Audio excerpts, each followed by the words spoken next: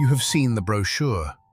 A turquoise sea, a white sand beach, a palm leaning over still water.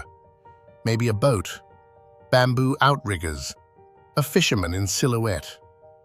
The tropical version of itself. It is a real picture. It is also one out of 7,641. The Philippines is not an island. It is not a country with islands. It is a country made entirely of them. 7,641 of them, spread across 1,850 kilometers of ocean between the South China Sea, the Pacific, and the Celebes Sea.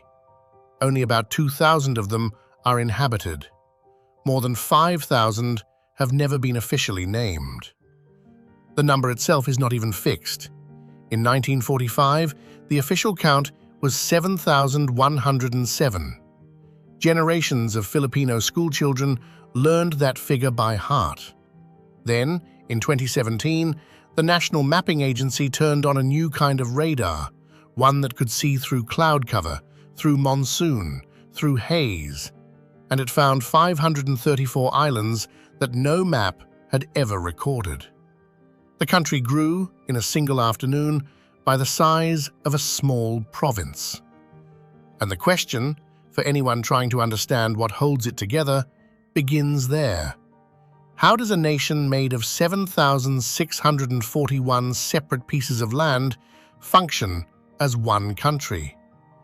How do 114 million people speaking 175 different languages, surviving 20 typhoons a year on the most volcanic coastline on Earth, end up calling themselves a single nation at all?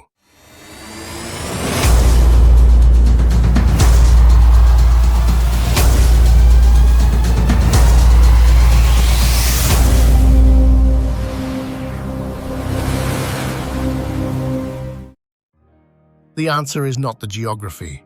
The geography pulls them apart. The answer is something else. To find it, you have to start at the edges and work your way in. The far north begins at Mavulis Island, a rock the size of a city block in the Luzon Strait, closer to Taiwan than to Manila. To the south, the country ends at Saluag Island in the Tawi-Tawi archipelago, almost within sight of Borneo. Between them lies the rest, a chain of mountains that the Pacific submerged about 30 million years ago, leaving only the highest peaks above water. That is what the islands are. They are the tops of a buried mountain range. The Philippine Mobile Belt, geologists call it, a fragment of crust caught between the Pacific Plate, the Eurasian Plate, and the smaller Sunda and Philippine Sea Plates, all moving in different directions at once. The result is the country that exists today. 3 main island groups, Luzon in the north, the Visayas in the middle, Mindanao in the south. 300,000 square kilometers of land, 36,000 kilometers of coastline, the 5th longest in the world.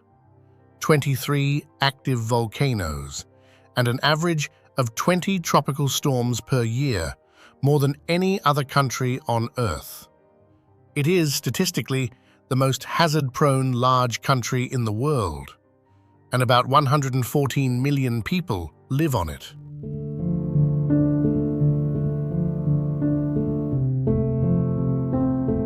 To understand how that is possible, how a country this fragmented, this exposed, this geologically restless ever became a country at all, you have to go back 2,000 years, to the mountains of Luzon, to a place where the stairway to the sky was carved by hand.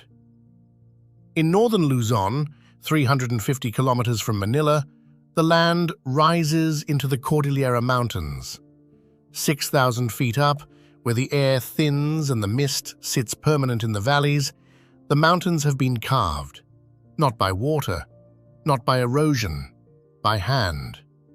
The Ifugao rice terraces climb the slopes of Banaue, Batad, Bangan, Humduan, and Mayoyao. 5 separate clusters of steppe fields cut into mountainsides so steep that a slip would carry you 1,000 feet. They follow the contours of the land. Each terrace holds back a few inches of water. Each wall is built of mud and stone.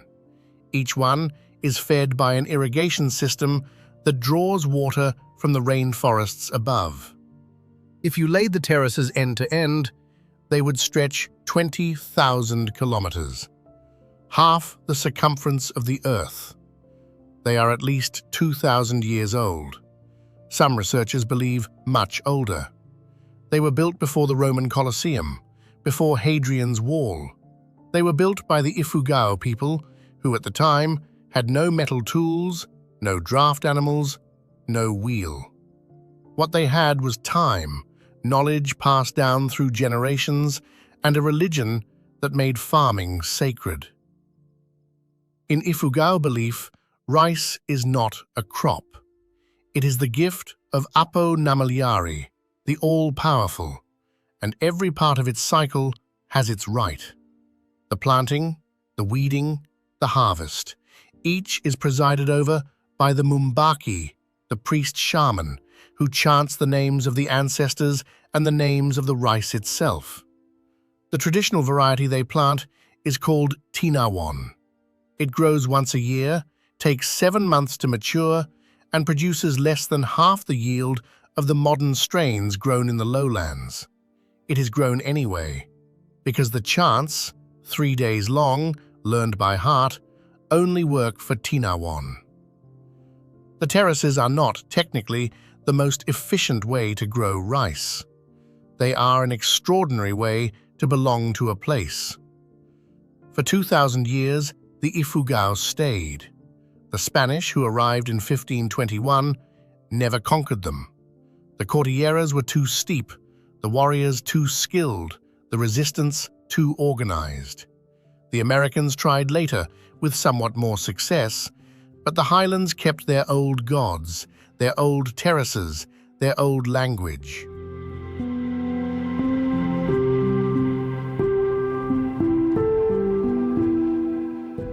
Today, the terraces still produce rice. They are also a UNESCO World Heritage Site, declared in 1995. They are also crumbling. Younger Ifugao leave for Manila, for Hong Kong, for Saudi Arabia. The walls require constant rebuilding. About a quarter of the terraces are now abandoned, the stones slipping back down the slope they were lifted from. The Mumbaki are aging out. Few young Ifugao learn the chants. The land that was held in place by hand for 2 millennia is, very slowly, beginning to forget how to be held.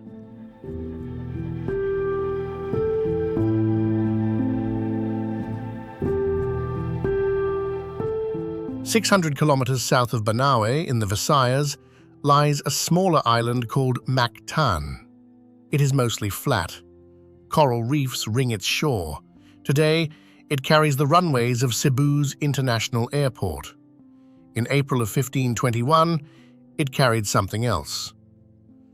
March 16, 1521, 3 Spanish ships under the command of Ferdinand Magellan sight the mountains of what is now Samar.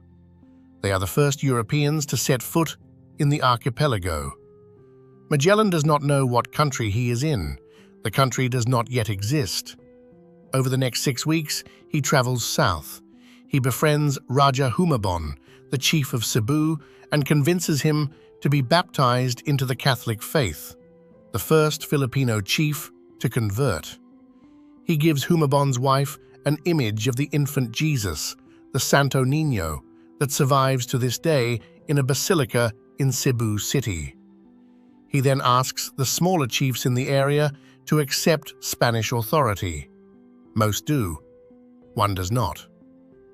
On the island of Mactan, a chief named Lapu-Lapu refuses. We know almost nothing about him today. We do not know his face. We do not know his birth year. Pigafetta, Magellan's Venetian chronicler, mentions him exactly once, and likely never saw him.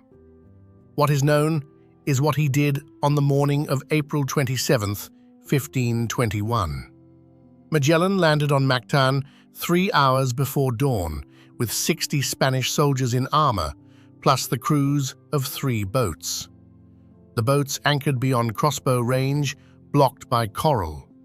The Spaniards waded ashore through chest-deep water, their cannons silent, their crossbows wet. Lapu-Lapu was waiting with 1,500 warriors, fire-hardened bamboo spears, cutlass iron swords, knowledge of the reef. The battle lasted under an hour. Magellan, wounded in the leg, collapsed in the shallows. The warriors rushed him with spears. The Spaniards who survived retreated to their boats. The crew that survived would, the following year, complete the first circumnavigation of the Earth under Juan Sebastian Elcano, without their captain.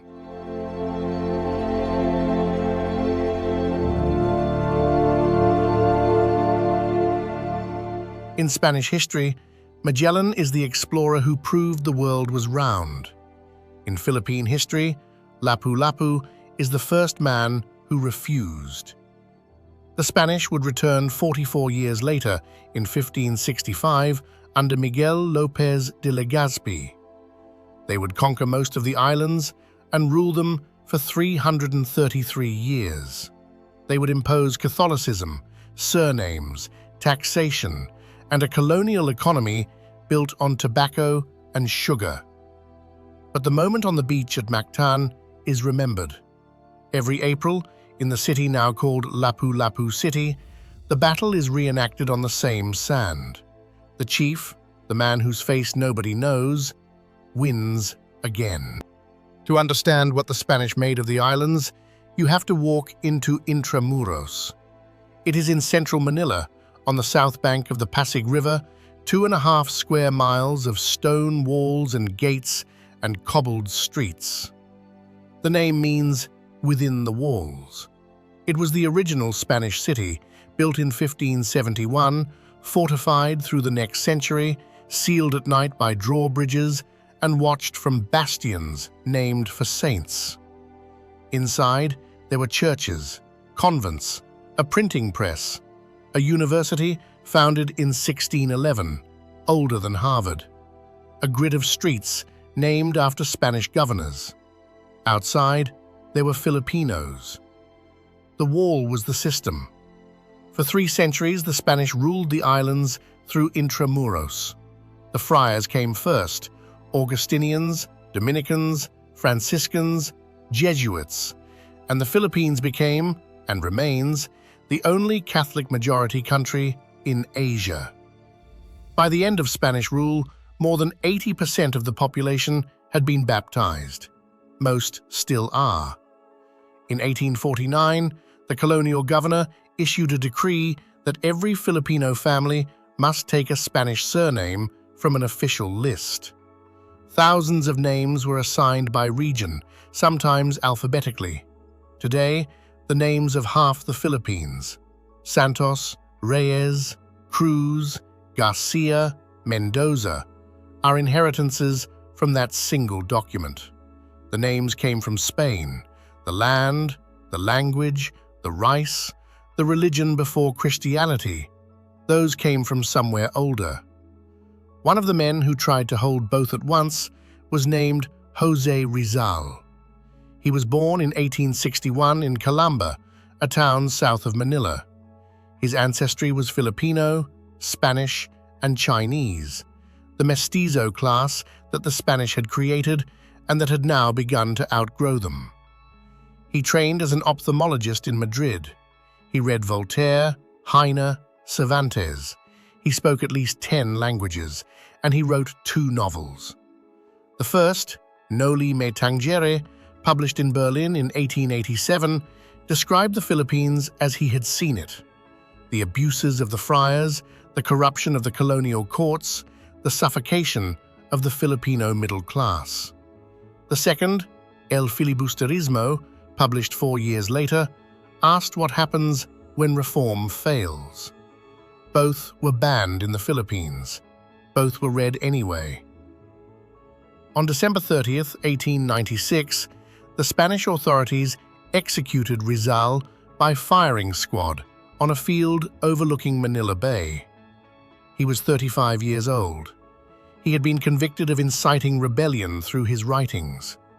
He was offered the chance to face the bullets rather than turn his back to them, a courtesy granted to officers. He took it. The night before his execution, in a cell in Fort Santiago, the Spanish military prison at the corner of Intramuros, he wrote a poem in Spanish called Mi Último Adiós, My Last Farewell. He hid it inside an oil lamp. His sister found it the next day. The poem traveled. It was reprinted in Manila, in Madrid, in Hong Kong, in newspapers across South America. 3 months after his death, the Philippine Revolution that he had refused to lead became the first successful anti-colonial uprising in Asia.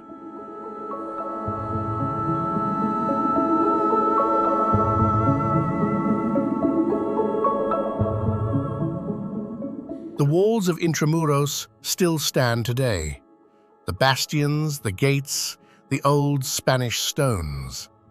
They are surrounded now by Metro Manila, a city of 14 million, one of the densest places on Earth. Office towers in Makati, slums along the Pasig, jeepneys, the post-war American jeeps converted into buses, painted every color a paint can hold. The wall is no longer the system, but the city it once enclosed never quite ended.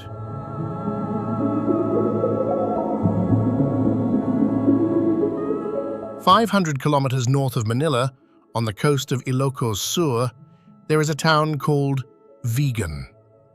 It is the only Spanish colonial town in Asia that survived the Second World War mostly intact. Its streets are still paved with the original cobblestones. Its houses, the Bahay na Bato, House of Stone, are Spanish below and Filipino above. Stone walls on the ground floor, wooden frames on the second, Capiz shell windows that slide open like accordions to let the trade winds through. Horse-drawn carriages still run the main road. Vigan is what most of Manila looked like before 1945. What happened to Manila in 1945 was this. For 1 month between February 3rd and March 3rd, American and Japanese forces fought through the city block by block. Manila had been occupied by Japan since the start of the war. The American campaign to retake it began with the landing of General MacArthur at Lingayen Gulf. By the time it ended, the city was rubble. Roughly 100,000 Filipino civilians were killed in those 4 weeks, most by Japanese reprisals as the garrison collapsed, some by American artillery. The historian John Dower called Manila the second most destroyed Allied capital of the war after Warsaw. Intramuros itself, 3 centuries of Spanish stone, was almost entirely flattened. Its walls were rebuilt later. Its interior was not. What stands inside the walls today is mostly reconstruction. What stands in Vigan is what disappeared everywhere else.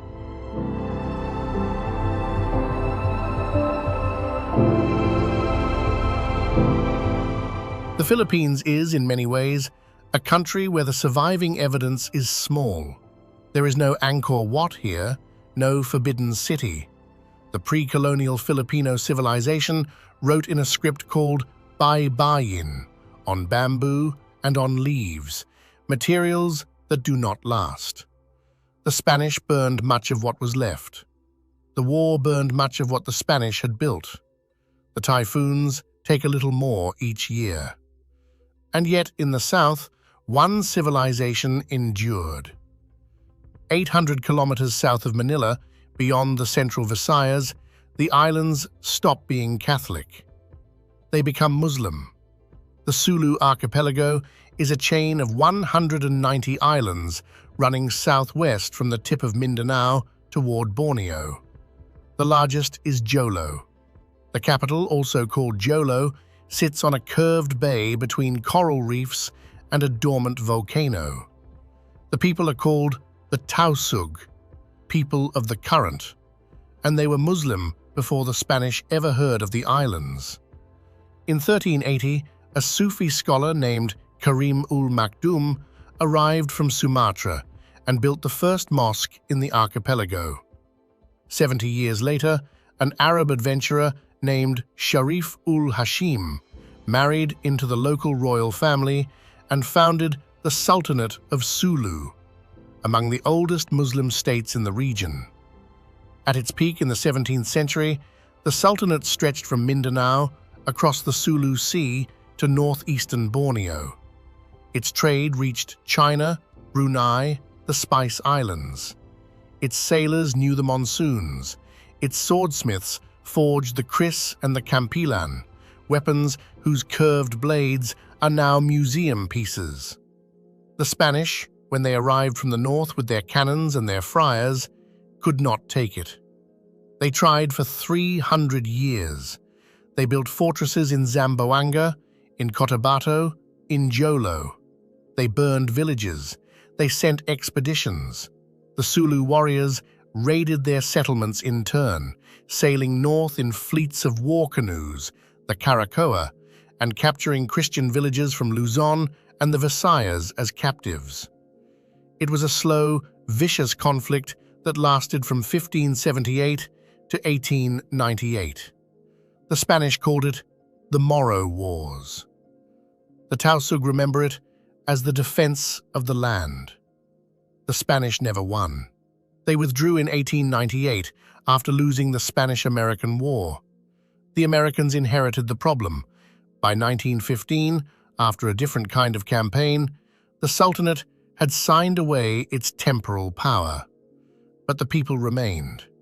Today, the descendants of those warriors form the Bangsamoro, the Moro nation. Around 5% of the Philippine population concentrated in 14 provinces of Mindanao and the Sulu chain. In 2019, after decades of conflict, the Bangsamoro Autonomous Region was formally established. Its parliament sits in Cotabato. Its laws include elements of Sharia applied only to Muslims. Its flag is green, white, red, and yellow. It is a recognition, 450 years late, of what was always true. The Philippines was never one civilization. It was 3 or 4, leaning on each other, pulling apart, holding the same coastline.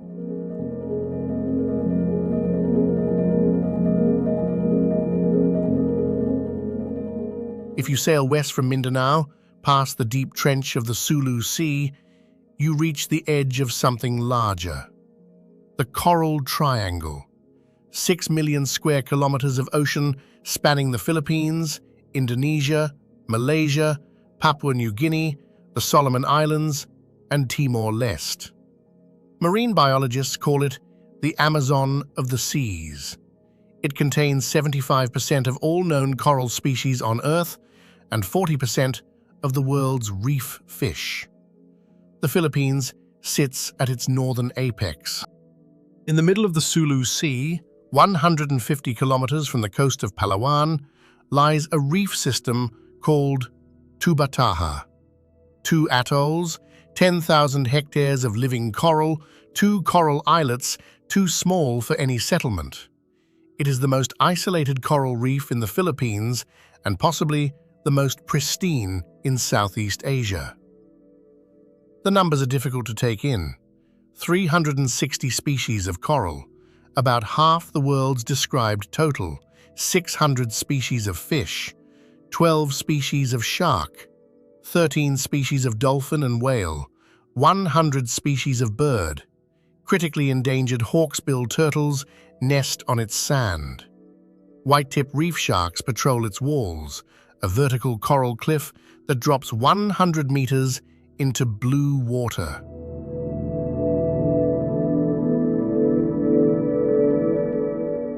To dive Tubataha is to swim through what the world's coral reefs were, before plastic, before warming, before the bleaching events of the past decade. It is reachable for only 3 months of the year, mid-March to mid-June, when the Sulu Sea is calm enough for boats. A liveaboard journey from Puerto Princesa takes 12 hours each way. Permits are limited. In 1988, after a campaign by Filipino divers and environmentalists, Tubataha was declared a national marine park. In 1993, it became a UNESCO World Heritage Site. In 1999, a Ramsar wetland of international importance. Today, fishing inside its boundary is prohibited entirely. Rangers live on a floating station, 2 weeks on, 2 weeks off, watching for poachers from the Sulu Sea.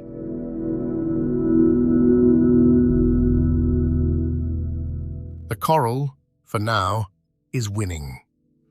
Palawan itself, the long, thin province that points southwest toward Borneo, is the country's last frontier. 500 kilometers of forest and karst limestone, 2 million hectares of protected land, and a population density lower than anywhere else in the Philippines. Near its midpoint, in Puerto Princesa, an underground river runs 8 kilometers through a cave system, emptying into the South China Sea. It was named one of the new 7 Wonders of Nature in 2012. Inside, the dark is total. The river runs through chambers 30 meters high, past stalactites the size of tree trunks. Swiftlets nest in the upper ceiling and navigate by echolocation, the same way bats do. 600 kilometers east, on the central island of Bohol, the land has done something else with limestone. The Chocolate Hills. 1,776 grass-covered mounds, almost identical in shape, domes of weathered limestone capped in green. In the dry season, when the grass turns brown, they go the color of dark chocolate. From the viewing platform at Carmen, they spread out to the horizon, hundreds of them, all between 30 and 120 meters high, none of them quite the same size. Geologists are still arguing about exactly how they formed. The most accepted theory involves coral limestone uplifted from an ancient seabed, then weathered over millions of years of monsoon rain into the rounded shapes that exist today.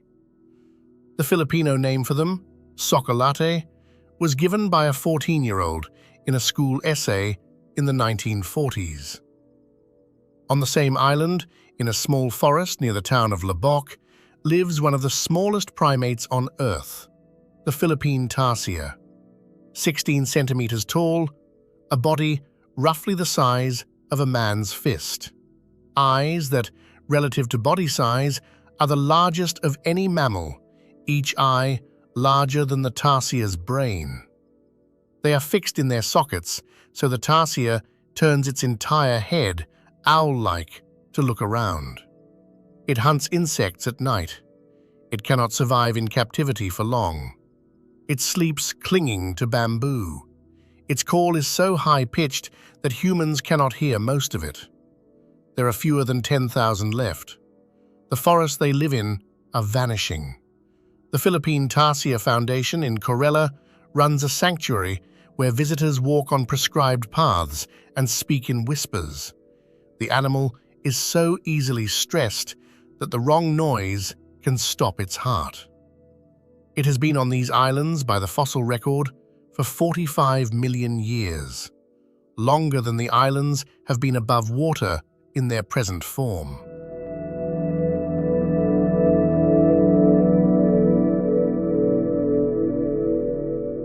In the cloud forests of Mindanao, 300 kilometers further south, lives a bird that exists nowhere else on Earth, the Philippine eagle. 2 meters of wingspan, a shaggy grey crest the color of weathered wood, a hooked black beak. It is one of the largest eagles in the world and one of the rarest. Fewer than 400 breeding pairs remain. It feeds on monkeys. Each pair holds a territory of more than 100 square kilometers of forest. They mate for life, raise a single chick every 2 years, and live almost as long as humans. The chick begins flying at 22 weeks, but stays under its parents' care for another 16 months, among the longest dependencies of any bird.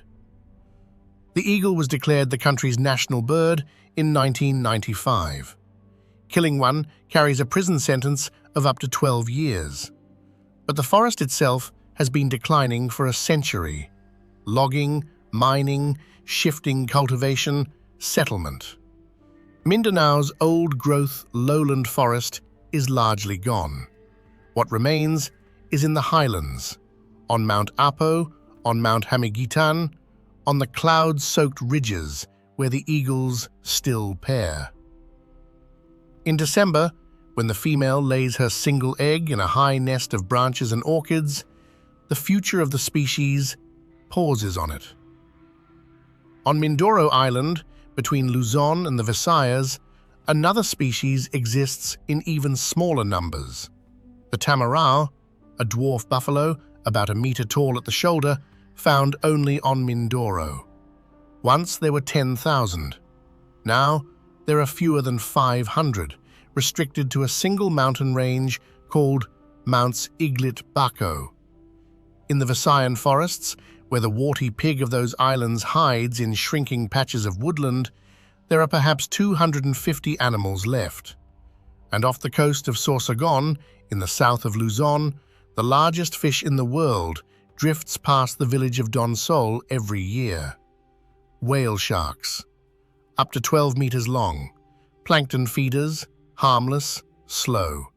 From November to June, the rivers of Donsol Bay carry nutrients into the shallow sea, and the whale sharks come. There are mornings when fishermen count 50 in a single bay. In southern Mindanao, in 2011, hunters captured a saltwater crocodile from a creek near the town of Bunawan. They named him Lolong.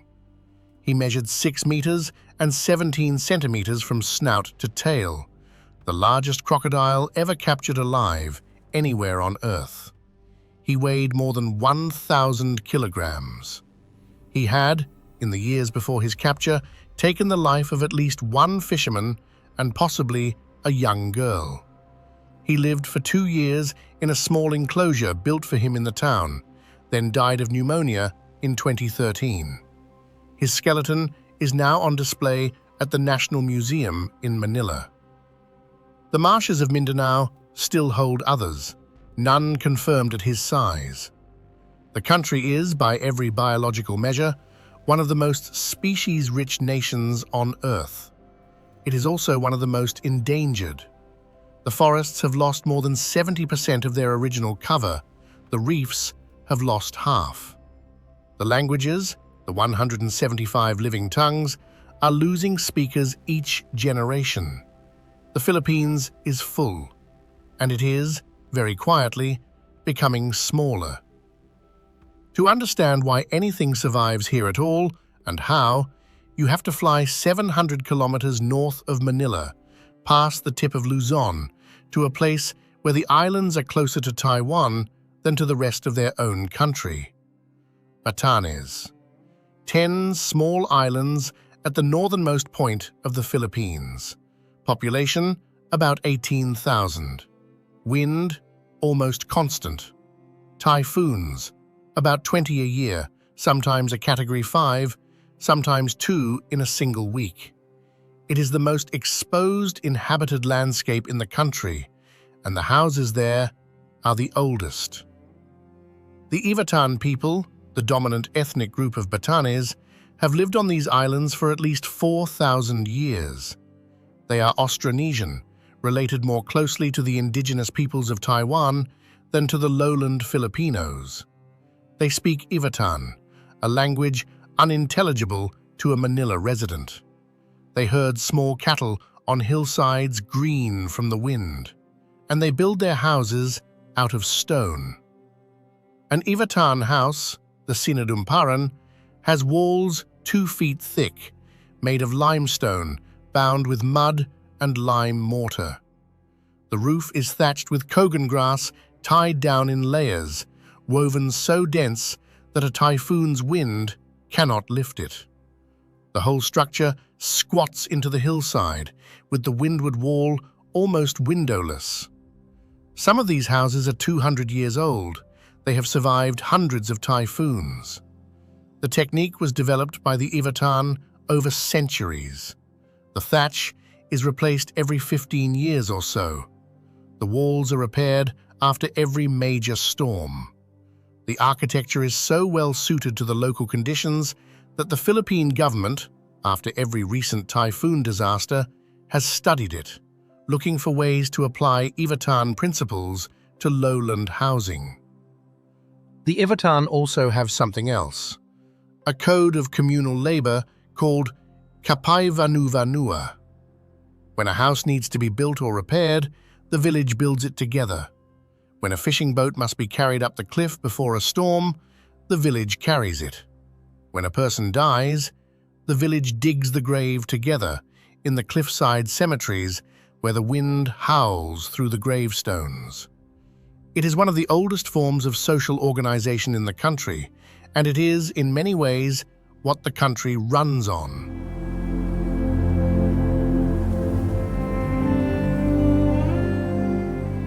How does a country built on 23 active volcanoes and visited by 20 typhoons a year survive at all?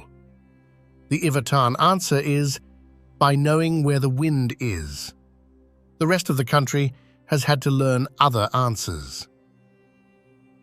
In central Luzon, 600 kilometers south of Batanes, the Mayon volcano rises from a coastal plain in a near-perfect cone. It is the most symmetrical active volcano on Earth. The math of its slope is almost identical from every direction. It has erupted more than 50 times in recorded history. 500,000 people live within its danger zone. 40 kilometers south of Manila, in the middle of a lake, sits Taal, a volcano inside a caldera inside a larger volcano. Its last major eruption was in 2020. Its previous one was in 1977. 16 million people live within range of its ash cloud.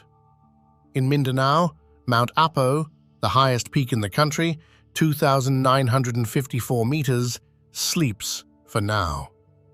On the small island of Camiguin, off Mindanao's northern coast, there are 7 volcanoes in an area of 238 square kilometers, the highest density of volcanoes per square kilometer of any land on Earth. In the surfing town of Siargao, off Mindanao's eastern coast, the Pacific Ocean delivers waves to a reef called Cloud 9 that draw professional surfers from around the world. In the Bay of Donsol, the whale sharks come every winter. In Pangasinan, on the western coast of Luzon, the 100 Islands National Park scatters 123 small limestone islets across a calm, shallow bay, none of them, on the original count, named. In the West Philippine Sea, the country and China dispute reefs that may be uninhabitable rock or may be the largest energy and fishing reserve in Southeast Asia. The Spratlys, Scarborough Shoal, Reed Bank. The line between them is being drawn now, in survey ships and patrol boats, and the Philippines has, in a tribunal ruling that China rejects, the better legal case.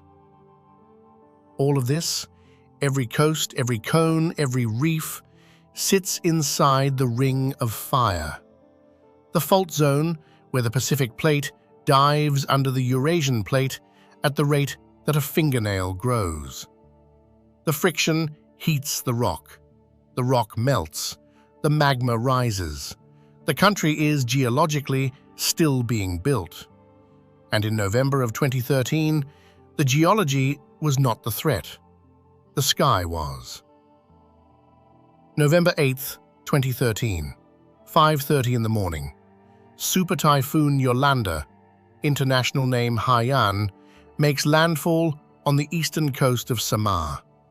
Sustained winds, by U.S. Joint Typhoon Warning Center measurements, of 315 kilometers per hour, gusts to 375. It is, by most measures, the strongest tropical cyclone ever to make landfall anywhere on Earth. It crosses the island of Samar in 3 hours. By 8 in the morning, it is over the city of Tacloban on the east coast of Leyte. Tacloban has 240,000 people, a curved bay, and a long history of typhoons. Its residents had been warned. Many had evacuated to designated shelters, schools, churches, government buildings. The storm surge, the wall of water pushed inland by the typhoon's eye, reaches 7 meters in places, 23 feet. The shelters are swept away with the people inside them. Across the Visayas, more than 6,300 people are confirmed dead. More than 1,000 are still missing. 16 million are affected. 4 million are displaced. 90% of Tacloban is destroyed.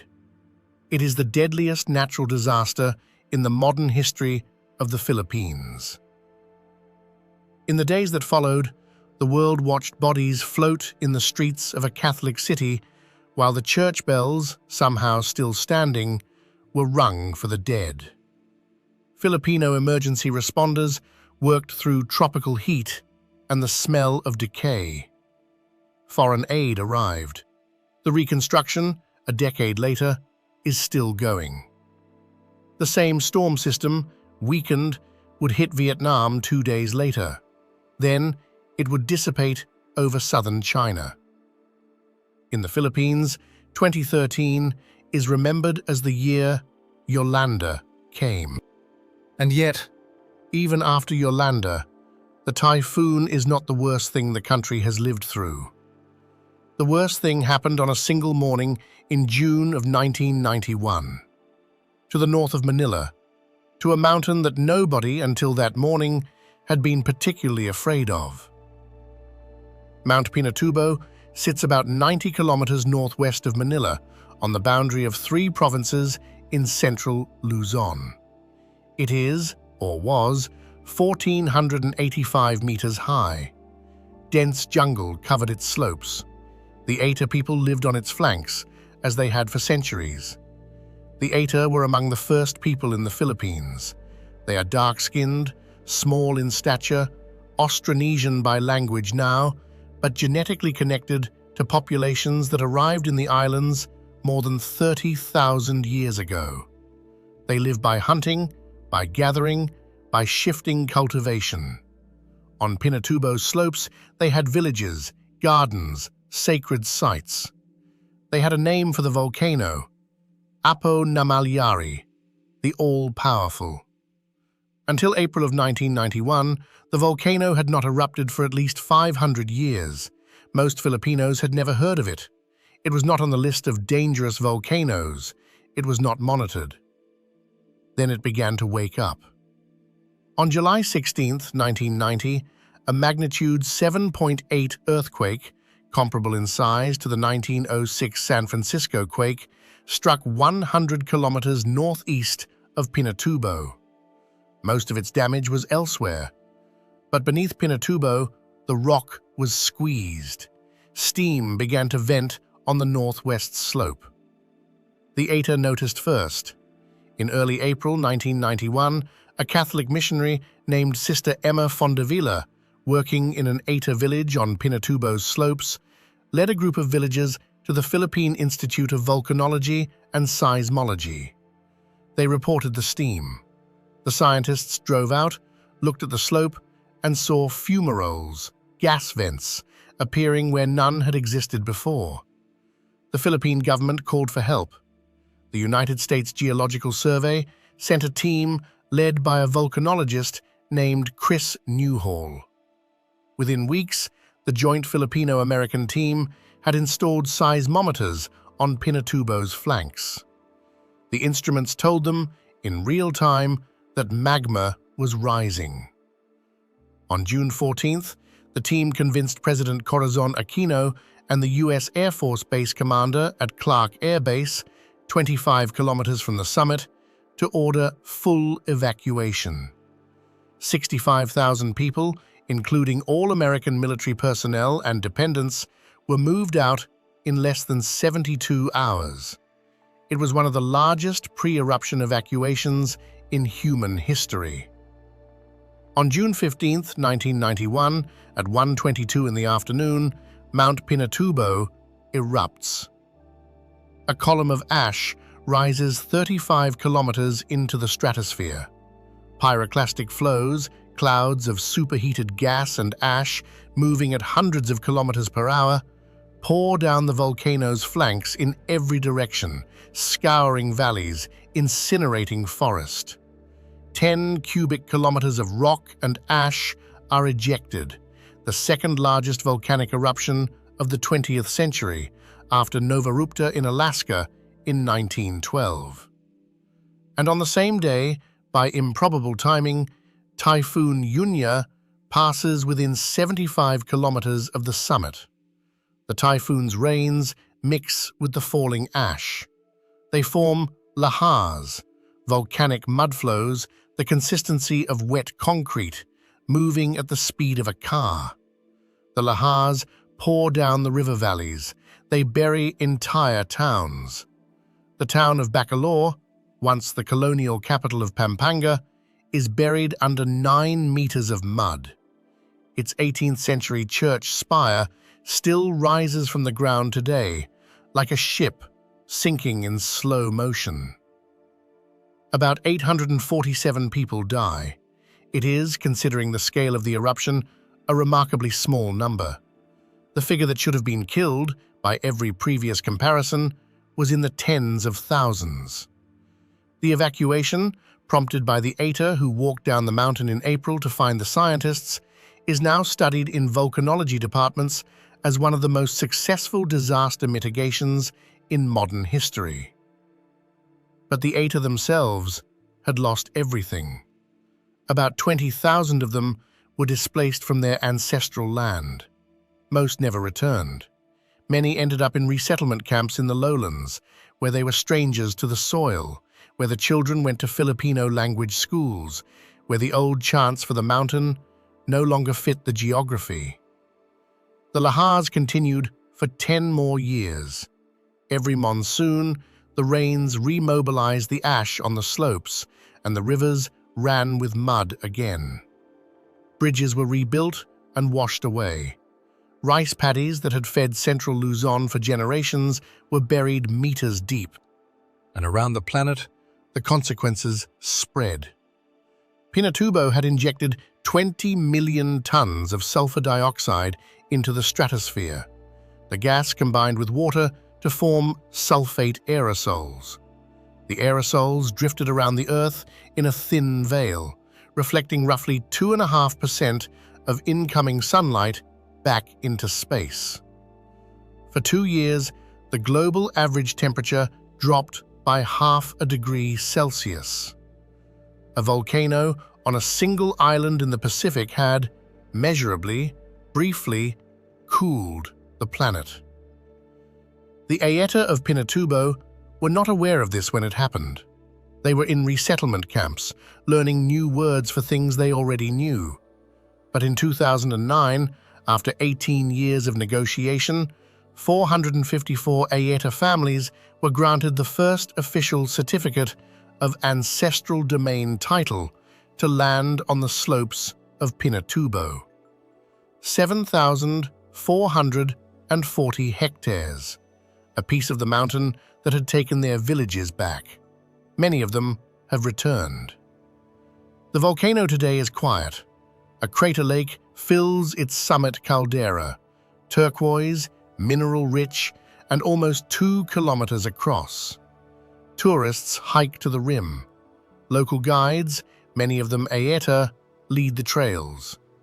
The mountain is the all-powerful again, and the people who never stopped believing it have come home.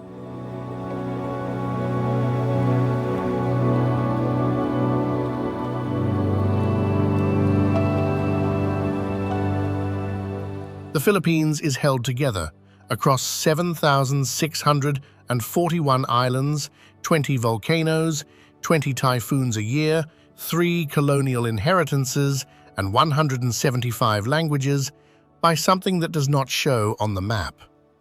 It is held together by the people who leave. In any given year, around 2.25 million Filipinos work overseas, nurses in London and Riyadh, seafarers in container ships that crisscross the Pacific. Filipinos crew about a quarter of all ocean-going merchant vessels. Domestic workers in Hong Kong and Singapore, engineers in Dubai, teachers in Texas, cruise ship staff in the Caribbean. They are called OFWs, Overseas Filipino Workers. In 2024, they sent home $38.3 billion, about 8.3% of the country's gross domestic product, the fourth largest remittance flow in the world, more money in many years than the country earns from any single export. The government calls them Bagong Bayani, the new heroes. The phrase is meant gratefully. It is also accurate. Without the remittances, the economy contracts. With them, families can afford school fees, hospital bills, a small house, sometimes a small business. The cost is paid in a different currency. Children grow up with one parent abroad, sometimes both, raised by aunts, grandparents, older siblings. Marriages stretch across continents. Birthdays are video calls. Decades pass before a worker returns home to retire, if they retire home at all. At Manila's International Airport, in any given week, the arrival hall is full of taped cardboard boxes called balikbayan boxes, returning to the country. They are sent home by OFWs to their families, filled with everything from canned ham to toothbrushes. Each box is a small declaration that the sender has not forgotten. The country runs on those boxes. The country runs, most of all, on the fact that the people who leave still consider it home. The original question was how a country made of 7,641 islands functions as one nation. The honest answer is that it almost does not. The geography pulls in every direction. The typhoons keep coming, larger now in a warming Pacific. The ring of fire keeps grinding. The West Philippine Sea is contested by a much larger neighbor. The Eagle and the Tamaraw and the Tarsier are running out of forest. The Banaue terraces are crumbling for lack of younger hands. The country is not held together by its shape. It is held together by what the Ifugao did on those slopes for 2,000 years, by what Lapu-Lapu did on a beach in 1521, by what Rizal wrote in a cell the night before his execution, by what the Aeta did when they walked down a mountain in April 1991 to warn the scientists, by what the Ivitans still do when they carry a fishing boat up a cliff before a storm, by what an OFW does when they label a cardboard box with a sister's address in Quezon City. The Philippines is the world's most fragmented major nation. It is also, by most measures, one of its most religious, 80% Catholic, 5% Muslim, 3% Protestant, and the rest a quilt of older beliefs that never quite left. In a country where the ground shakes and the wind comes and the islands are still uncountable, faith, in many forms, is what fills the space that geography cannot. 5,000 of those islands still do not have names. The number itself may keep rising. The radar is better every year. Somewhere out in the Sulu Sea or off the eastern coast of Mindanao, there is still land that no one has yet listed. No one knows what the count will be in 20 years, or how many of the volcanoes will still be sleeping by then, or how many of the languages will still be spoken, or how many of the islands the rising sea will take. What is known is this: The people of this country have built and rebuilt on coral, on lava, on rice terraces, on rubble, on the shoulders of citizens working abroad for more than 2,000 years. The wind comes, the ground shakes, the water rises, the islands hold. They are not finished. Thanks for watching, and see you on the next journey.